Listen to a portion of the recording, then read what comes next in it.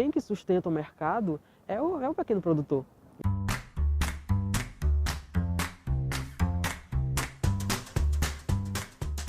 O que está errado hoje em dia é como as questões ambientais e socioambientais elas são conduzidas, tanto pelo governo quanto pela sociedade mesmo. Eu acho que falta um pouco dessa tomada de consciência, principalmente na Amazônia, sobre o que a gente está enfrentando hoje em dia. Eu acredito que a nossa atuação, nosso engajamento nessa área, com projetos, com pesquisa, na área ambiental, socioambiental, são de extrema importância para poder dar um direcionamento e uma possível resolução desses conflitos socioambientais que nós enfrentamos na Amazônia.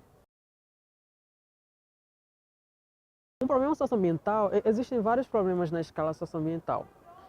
Um dos problemas que eu posso indicar para você é, por exemplo, quando uma população tradicional extrativista, ela não tem acesso aos recursos naturais. E isso pode ser implementado, essa barreira às vezes é do próprio Estado.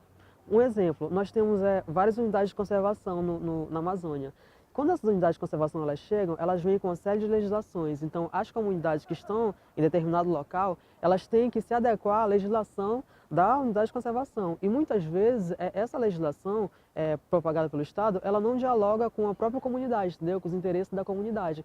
Às vezes, uma pessoa que viveu a vida toda explorando a madeira, ela tem que se adequar a leis que são totalmente específicas e não contemplam o que elas faziam durante todo o tempo, entendeu? E, por outro lado, a gente vê que, às vezes, uma grande madeireira quer se instalar no local e eles têm uma abertura muito maior por parte do Estado.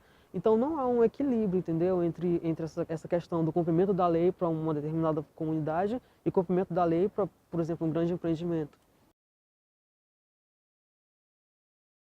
Eu acredito que a agricultura familiar ela tem um grande potencial e o que falta hoje são mais investimentos na agricultura familiar, entendeu? O governo ele tem que fomentar políticas públicas de maior crédito ao pequeno produtor para que ele não fique vulnerável perante a grandes outros projetos, entendeu? A gente vê hoje, principalmente na Amazônia e em várias partes do Brasil, que há um incentivo do governo brasileiro de trazer grandes empresas, principalmente do agronegócio, e em contrapartida a gente vê questões como o PRONAF, o Programa Nacional da Agricultura Familiar, cada vez mais enfraquecido, porque os produtores rurais eles não têm o crédito necessário que eles precisam, entendeu? Para poder implementar uma produção e fazer esse negócio familiar alavancar, para ser um exemplo, entendeu? Porque grande parte do nosso alimento é da agricultura familiar, porque o resto é exportado.